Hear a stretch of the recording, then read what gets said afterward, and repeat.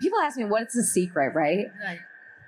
It's showing up and it's really hard work. Yeah. Like that's it. That is the recipe for success. There's no secret formula here. There's no secret sauce here. It's those two things done consistently over time. Are you frustrated watching your hard-earned money ride the knee-jerking Wall Street roller coaster? Are you looking to diversify into alternate investments and set them on autopilot to achieve financial freedom? It's time to learn the ways of the wealthy. It's time to think outside the stocks with your host, Madhvi Jain, an immigrant from India and ex-IT professional who will bring you industry experts to illustrate a passive and holistic financial approach to build not just passive income, but also your generational wealth. Madhvi is on a mission to change the financial trajectory of one family at a time and 1,000 more to go. Are you going to be part of this vision? And now, without further ado, here is the host of Think Outside the Stocks, Madhvi Jain. Hi everyone, coming to you live from T-Rock Podcasting booth at the best ever conference. I am Madhvi Jain from Think Outside the Stocks, and I have here with me Veena Jetti from...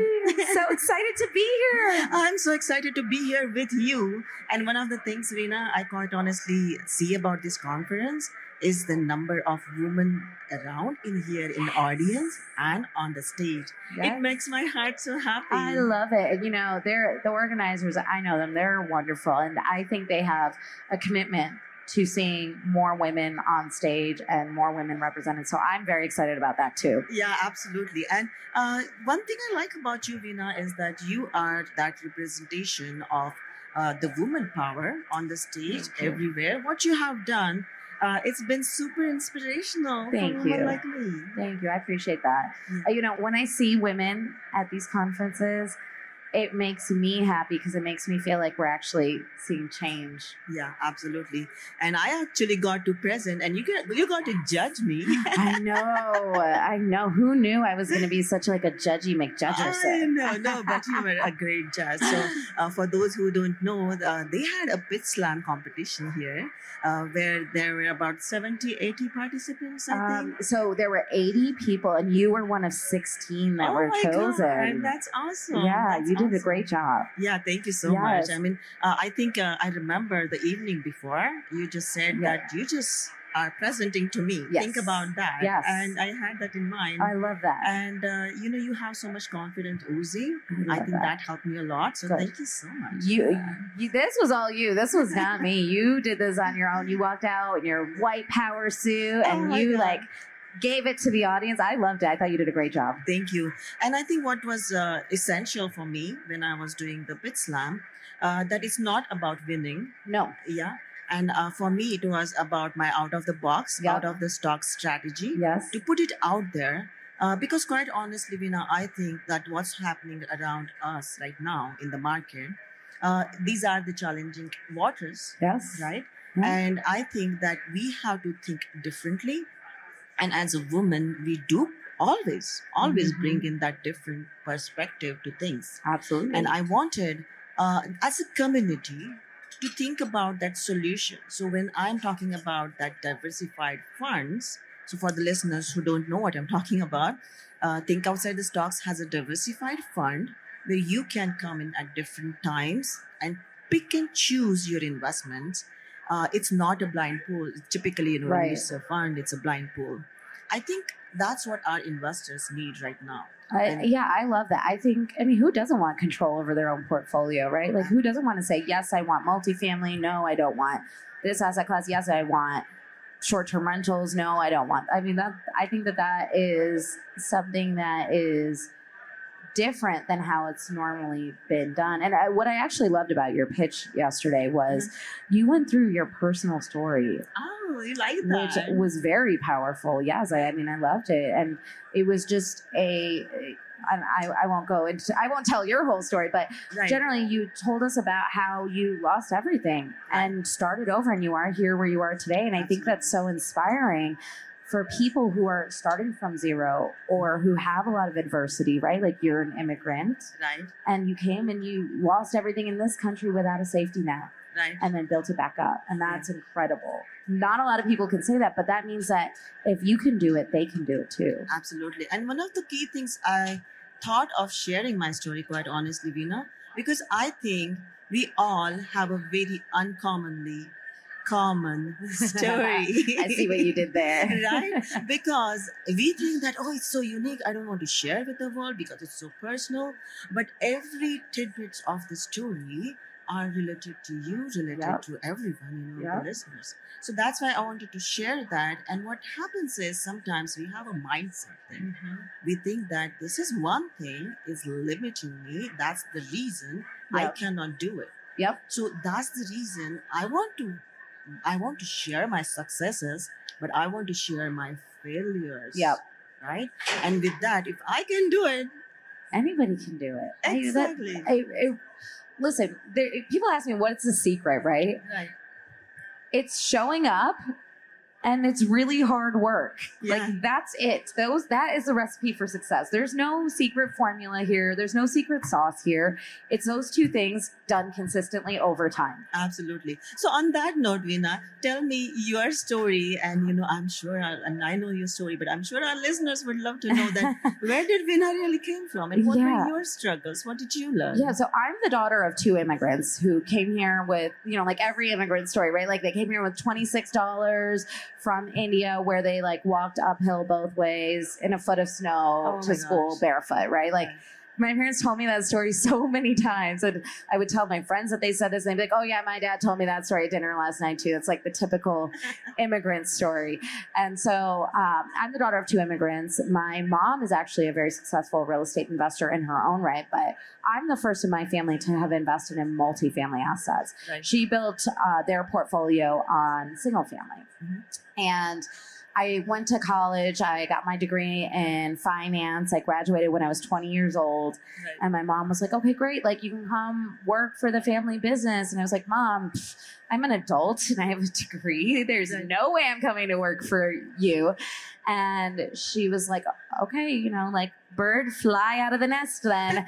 And so I went and worked in corporate real estate and I made a lot of money for a lot of other companies. I learned a lot. I worked for some of the biggest companies in the world after college. And I ultimately left corporate America in 2012 when we paid taxes as a married couple for the first time. And I was like, that must be ouch. I was like, Mom, why did I just pay all this money in tax? It was like multiple six figures. And so she was like, oh yeah, you have to quit your job and you have to be a full-time real estate professional because this is the most tax efficient way to be investing money. And I was like, okay. And like, whose mom tells them to quit their stable, high paying job, right? So she encouraged me to quit and I did. And I started investing for myself. I was investing in single family homes. There was a week where I bought like 5 houses in 1 week. And I was like, this isn't even a little bit sustainable. How am I going to do this all the time? Yeah. Also, I hate it. There was that. Yeah, because I didn't like having to chase tenants for rent. I didn't like that they would like call me at 2 a.m. and be like, our faucet is leaking. And be like, okay. I once had a tenant. This is a true story. Right. I once had a tenant call me and complain to me because the garbage disposal was too loud. Oh my God. And I was like, too loud?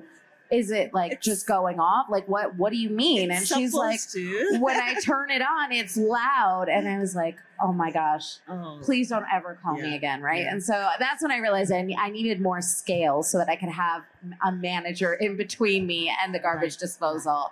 And so then I started buying multifamily assets. We exited.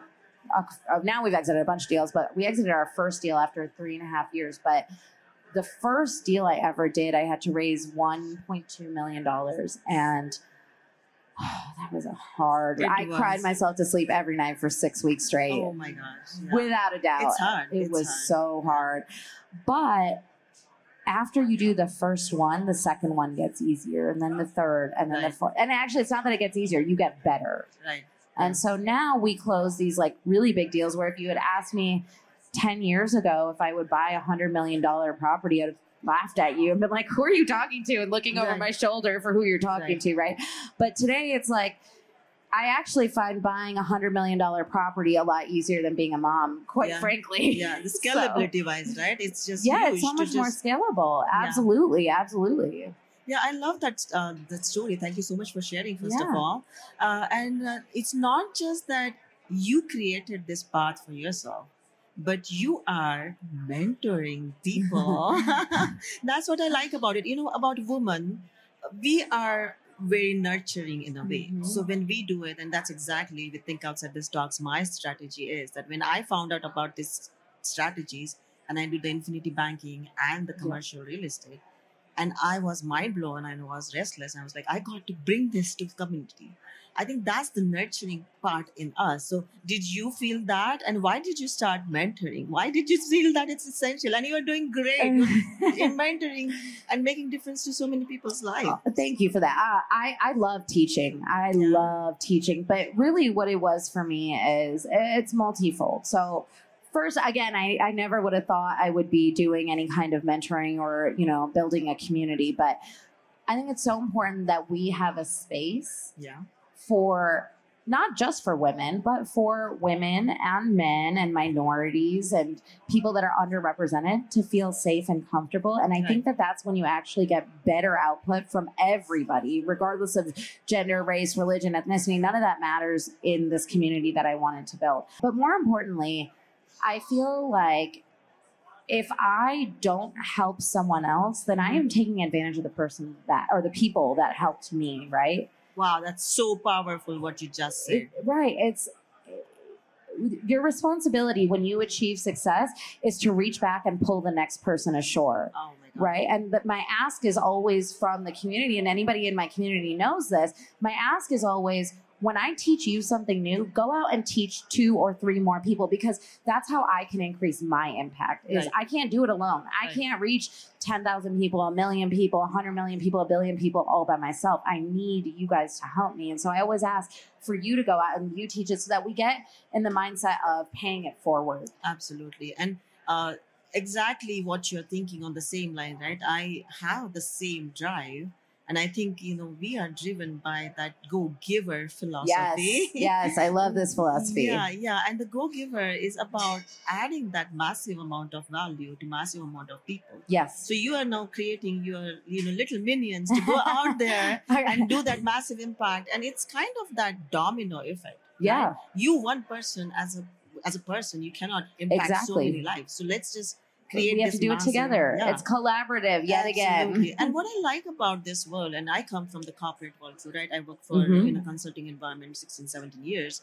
What I love about this world, that there is so much of collaboration. There is so much of peer support. Yes. And I believe for my investors also, that let's all do this together. If you want to learn what I'm doing, I want to teach you exactly the way you want to teach people, right? And I believe that there is so much power in the community that as a community, we all rise with the high tide. Yes, a rising tide lifts all boats. I totally agree with this. Yeah, absolutely. So on that note, think outside the stocks is, again, it's not just the outside the stock philosophy of investing and implementing, but it's about not that tunnel vision. It's not just that like passive income, financial freedom, but it's about that growing, preserving, protecting, and passing your wealth to next generation. I love that. That's what I believe in. And I love to ask that your core is multifamily, and you're doing so much about it. But how do you, Veena Jetti, think outside the stock? Oh man, okay, you're gonna put me on the spot. I know, but you know what? What I think it's is important because you got to share. Absolutely, right? No. What's so core to it, right, is the reason why it's such a great concept is because it's diversified. Yeah. Right? Yeah. You're not putting all of your eggs in one basket. And for me personally, I invest into other asset classes. I don't just, I invest the bulk into multifamily because that's what I know, do, live, and breathe. Right. But I also invest in other asset classes, right? I have self-storage in my portfolio. I have new dev in my portfolio. I have TIF lending in my portfolio. I have, I can't even remember all the things I've invested into over the years. So short-term rental, or not short-term rentals, single-family rentals. Right. I actually want to be in the short-term rental space. I haven't actually moved into it yet. But scalable, right? Yeah. The thing is though, what I know is I don't want to be an expert in any of those things. Right. So I just find people that are like me in those other arenas, and I just put my money with them. Absolutely. I don't want to know anything about how to build a house from scratch. I want to know the people that know that, but I don't want to know that myself. Right. So. I think the leverage that you're talking about, it's so important to understand. It's the leverage of two things that you have to do. The leverage of T, that's time. Yeah. And the leverage of T is a talent. So you don't have to be. T&T, time and talent. Right. So as women, we think that we need to know everything. No. We need to do everything. You just need to know the right people. Right. So you just need to identify the talent to leverage Exactly. it. And I love that you are putting that message out there. So first of all, thank you so much for sharing what other asset classes that you invest in. So passive investors looking for investing into different asset classes, what is the 3 things that you would say that they should look for? First and foremost, vet the sponsor, because you are betting on the jockey, not just the horse, right? Yeah. A great sponsor can take an okay asset and make it a great asset. A bad sponsor can take a great asset and make it not so good. Right. So spend the majority of your time vetting the sponsor. That's first and foremost. Second is, don't get into analysis paralysis, right? Like that is so easy to do. It's overwhelming to absorb the amount of information out there. Don't do that. The third is, you don't need 100 sponsors that do multifamily. You don't need 100 sponsors that do self-storage or mobile home parks or whatever you're investing into. You need like 2 really good ones, and then just keep betting on them over and over and over, right? And a good sponsor is going to communicate with you. That's going to be the biggest key, because it's like getting into a relationship or a marriage. Like, you still have to talk to this person for like 5 years or whatever the life of the investment is. And that can be a very long time. Yeah, I love that analogy. It's a relationship. And when think outside the stocks, when I'm looking at growing and bringing the asset classes, I look at, first of all, the talent, right? That they are doing it for years, and they have the talent to even address the challenges. Yes. Not just to manage it, but to address the challenges and the different tides that we are seeing. And what you're saying is so important, that it's a relationship. You don't need hundreds of them. And that analysis paralysis, right? So typically investors look at the investment first. I think it's the sponsors first. And that's where I start, that look at the sponsors, their values, what are they doing first? If they are putting the investors first, are they doing the underwriting conservatively? Those are the things important for me to see as a team first. And that's how I get the investments in outside the stocks. And then it's about investment. And another thing that you said is analysis paralysis, right? It's so easy to get into. Absolutely. And then I always say that, about taking an action is so important. It's, if you don't take an action when you are looking at something, it's forgotten. So it's not the time to take action.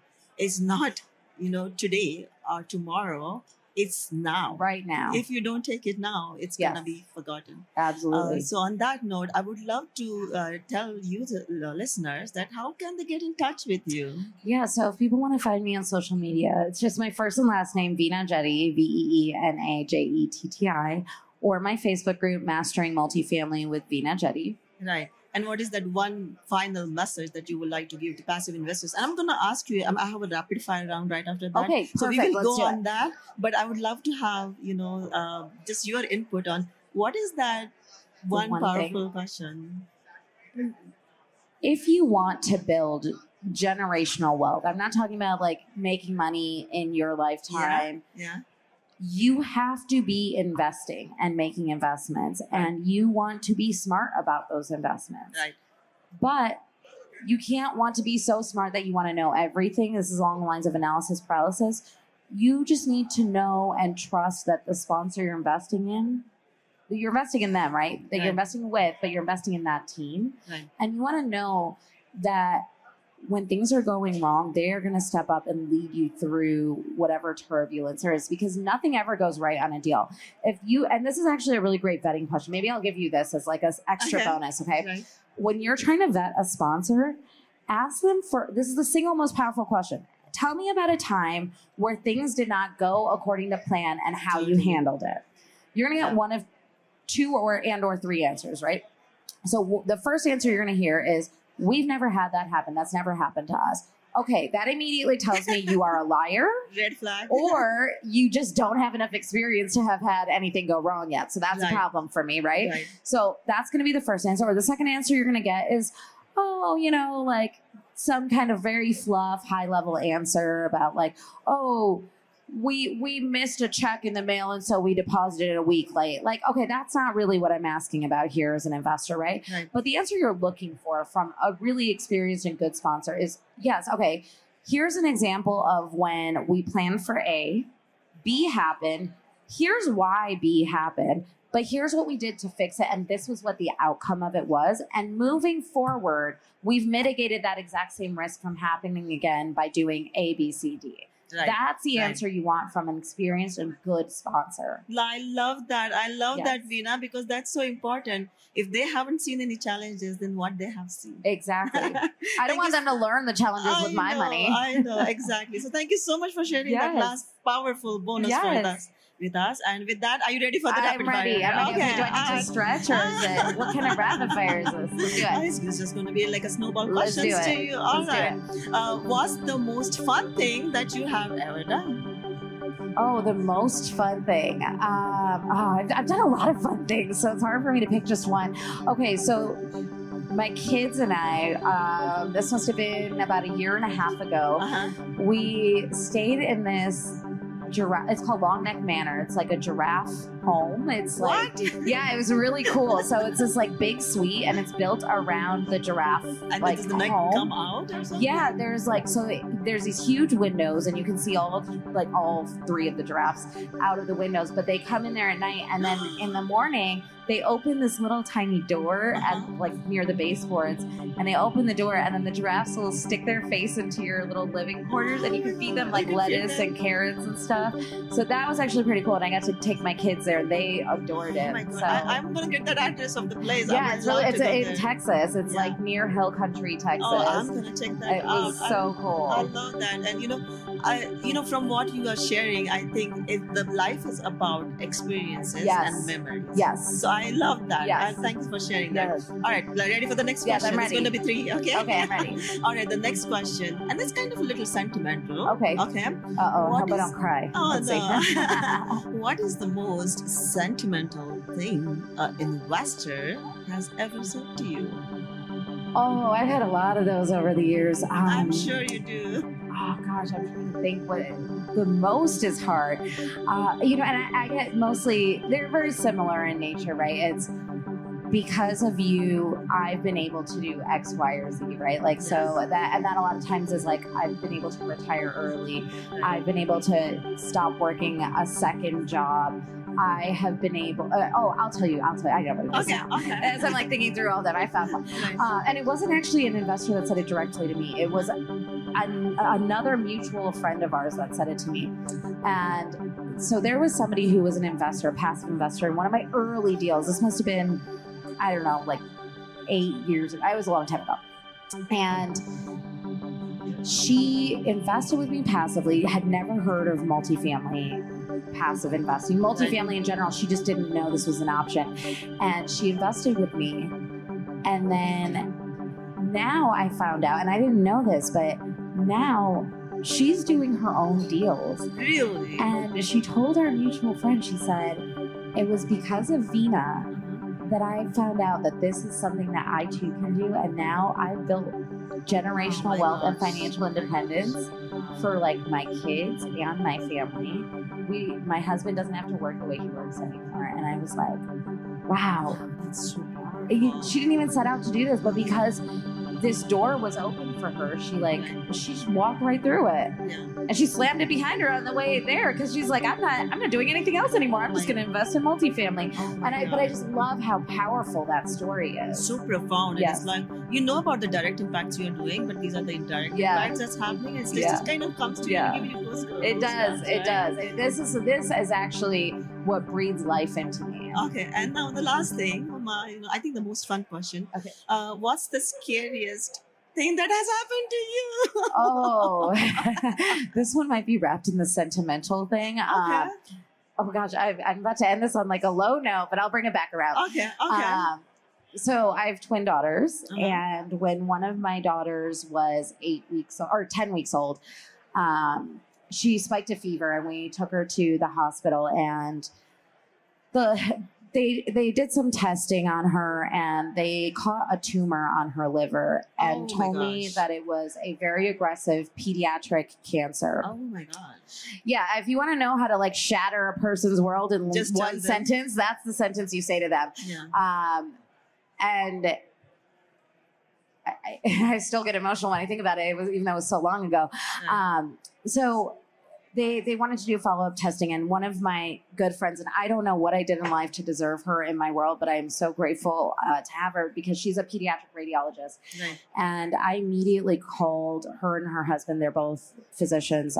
She's a pediatric radiologist. He is a pediatric radiation oncologist, and they're married to each other. Right. And I called her and I said, "Hey, Kate, this is what I mean. I wasn't this composed when I was saying it, right? Like, I'm Right. sobbing. I think She's I like, can "I see can't the emotion understand you."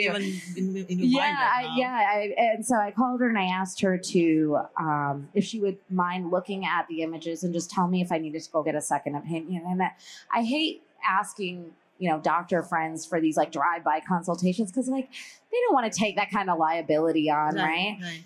And so she got together with a team of like 14 radiologists that all looked at the Oh. images that night. Wow. And she comes back to me and she goes, "Veena, there's a differential diagnosis or an alternative diagnosis where this is a benign vascular tumor." I was like, "Great, I want that one then." Right. She's like, "Yeah, but here's the challenge. You are in a situation, we had a biopsy scheduled for the next day to confirm the diagnosis of this being this cancer. It's an infantile hepatic hemangioendothelioma.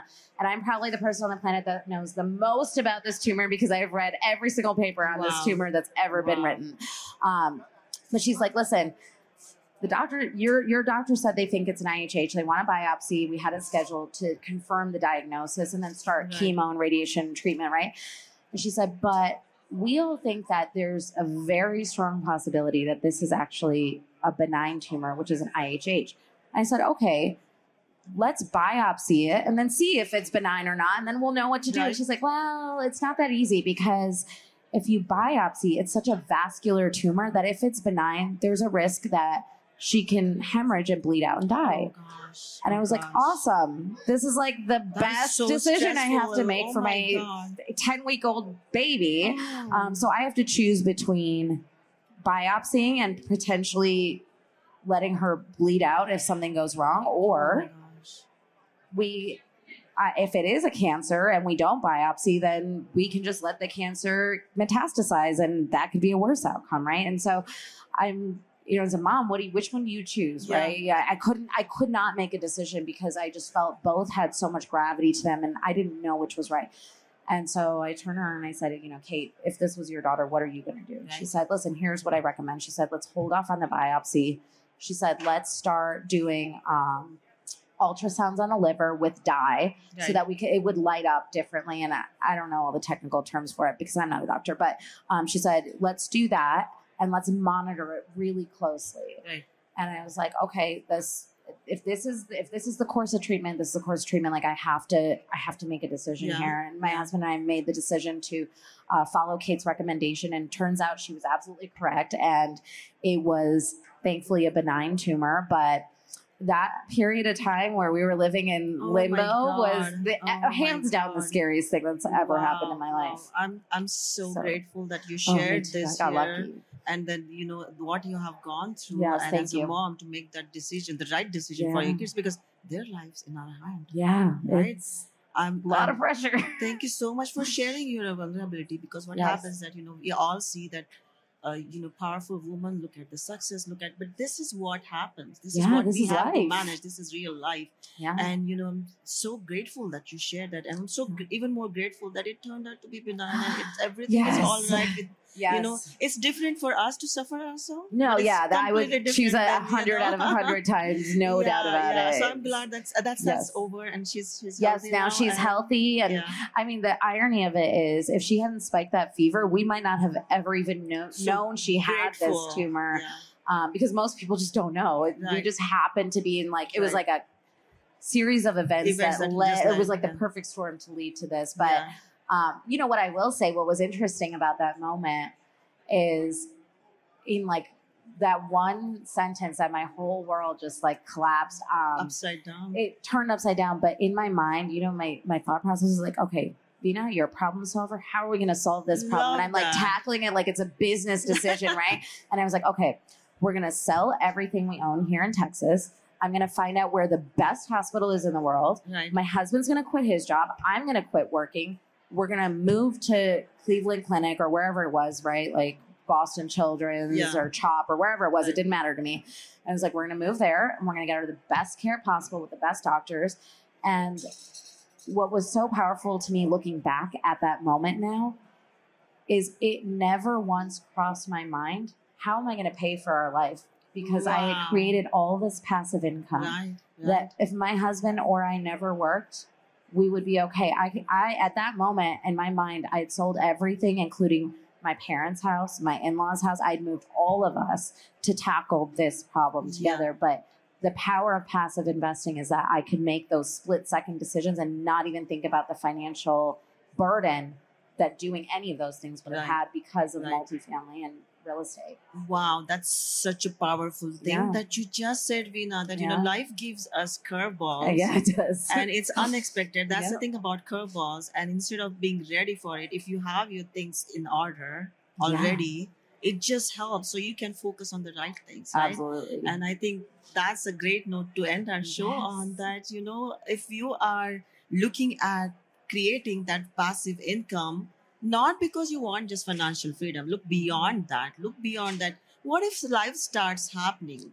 And it will. It happens to all of us. And I hope it's not this for anybody else, but it could be something else, right? It could be a divorce. It could be a move. It could be an expansion into a business that you weren't even thinking about, right? Like it can be good things and bad things, but all these things happen. Yeah, we like I said, right? We all have uncommonly common story, and that's what it is. Yes, you I know, love all it. these It's come full circle now. Yeah, it's just those challenges, and be ready for it, and be ready with what your strategy is going to be. So, if you are listening to this, we are live from Best Ever Conference, and we had such a genuine, such a heartfelt, and such a wonderful conversation here with you, Veena. Thank you so much for your time. I loved it. I appreciate it. And Think Outside the Stocks, people. You can check us all on Think Outside the Stocks and Veena at the Vive Funds. Yes. So be in touch. Don't wait for that, taking that action.